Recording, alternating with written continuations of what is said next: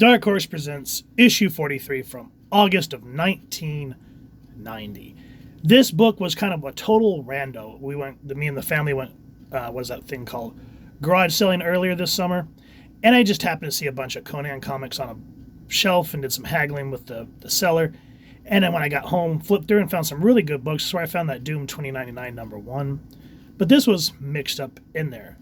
And what excited me about this is, of course, even though this is one of those, kind of where they have different stories in it, Alien front and center. And what kind of breaks my heart, nonetheless, is the fact that with these type of books, their stories have to be short. So this is sort of like that Marvel Comics Presents where you get, like with Marvel Presents, they'd have one story and then a backup. This has 3. So I don't want to go through every single one of them. So here's everyone that's worked on the books from Alien, The Dawn of Angst, Yakub and the Vulture, and the Agracy, I think is how you pronounce that. Here's everyone that was working at Dark Horse at the time. So this is part 3. First one is the Alien story.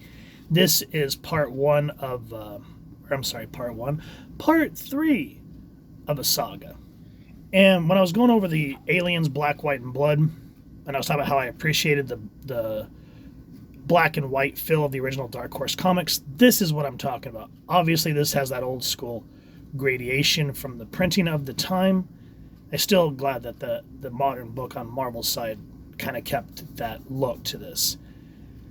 This is called Terminus. Now it says part 2, so maybe it's a 2-part story. I don't know. If you guys know, let me know down in the comments. But I like how it opens up, I'm assuming here on Earth. And just the whole establishing shot of the silhouette pyramid, and then of course the dirt gliding in the wind. Our various goals have won out over the instinct of self-preservation, and so we turn back into the maw of adventure. One last try for the brass ring. As we enter the main burial chamber of this ET pyramid, I consider retreating to the ship while I've got the chance. We have already lost Frick's android Belle to one of the guardian aliens in here, and she was the most reliable member of the crew. And then I picture myself trying to sell this footage to the network without the requisite biff bang pow fat chance. I knew going in that glory came with a steep price tag. I just have to keep telling myself it's worth it. So a lot of these, I'm assuming this is another planet, but it looks kind of like Earth. But the more I look at it, the more I think Alien, the movie version, let's not get it confused with the actual good Alien versus Predator comic. But I can see I'm wondering if this is where the AVP, the first movie, kind of got the idea for the pyramid, because that whole walking in scene just looks very reminiscent of the film.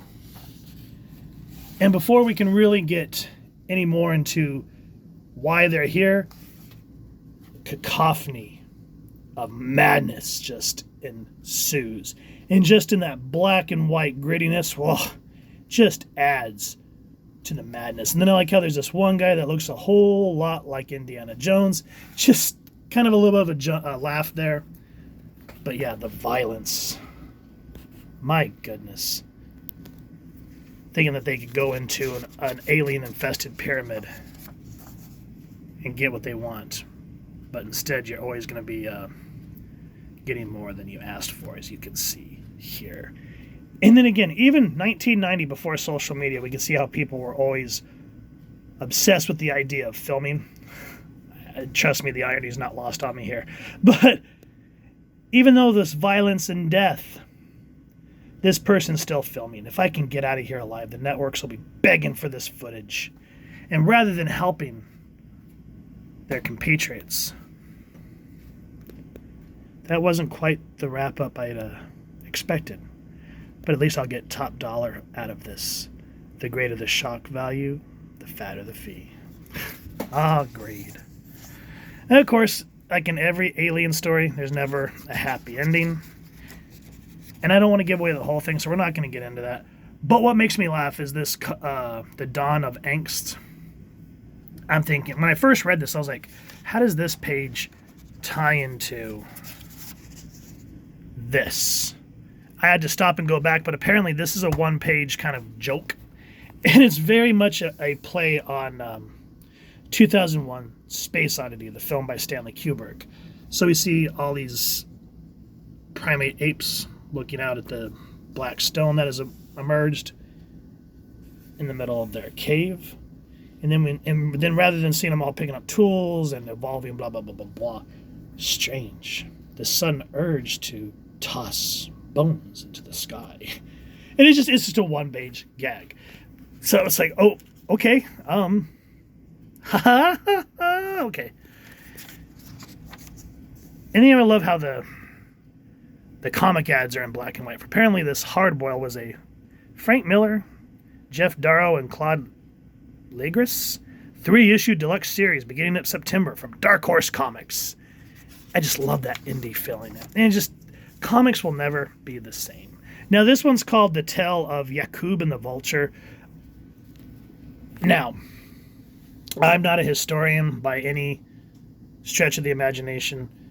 So if this is an actual parable somewhere, let me know. But apparently these are scientists. And the whole part, I had to reread this a few times because it was just, they're all transcribing scientific stuff that they found.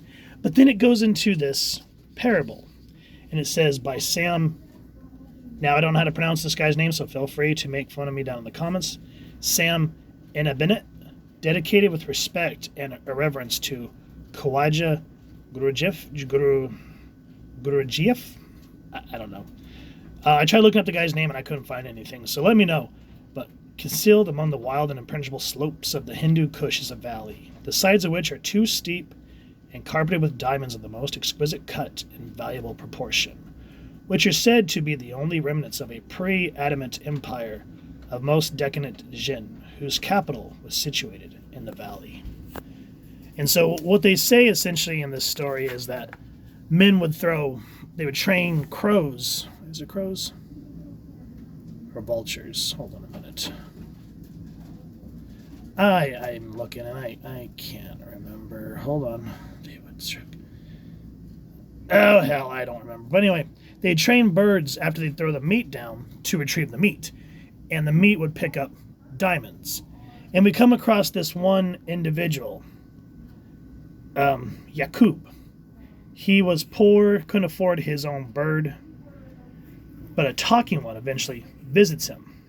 It says, one day a stray dog chanced to cross his path. Seized by an idea, Yakub struck the dog on the head. Then he danced a little dance and ran off to get his pouch of salt. When he returned, he was horrified to see a huge, dirty vulture, with its head buried in the dog's belly, gouging itself. So essentially, Yakub takes this opportunity to throw meat down for the bird to retrieve the diamonds for him. And the irony of the end of the story is just one of those kind of like don't look a gift horse in the mouth or something to that extent. And then it ends saying, splendid, let us then retire, for I grow weary of this rigorous scientific discipline.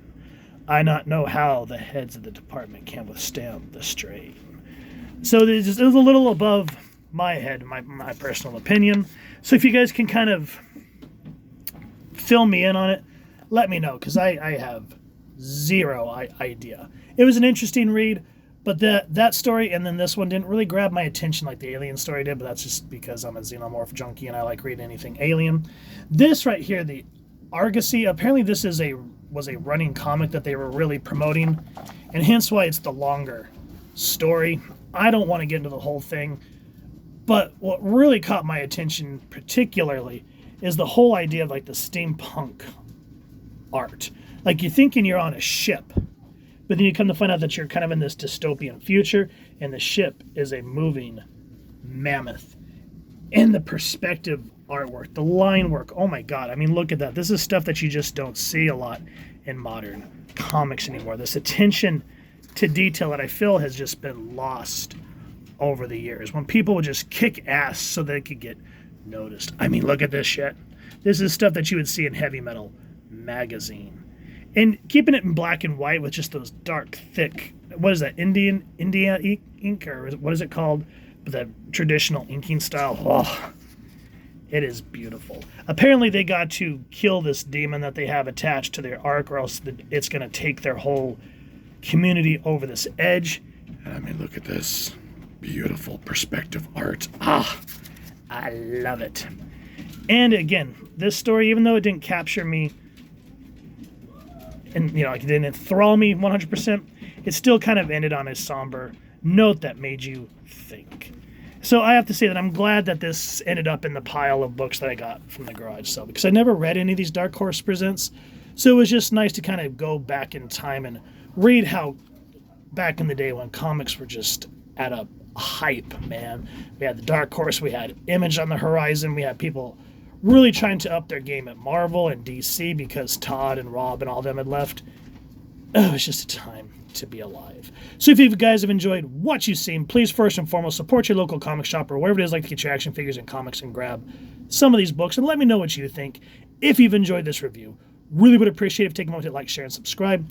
Helps the channel more than you could possibly know. And if you mind hitting that fancy little Xenomorph bell next subscribe, that was a content upload content, you guys get notified. Come to the channel, and I love talking with y'all and hearing your thoughts and feedback down in the comments below, or the socials, which I'll make sure to leave the links down in the description. So with all that said, hope you all continue to have an absolutely amazing day reading, and happy hunting, everyone.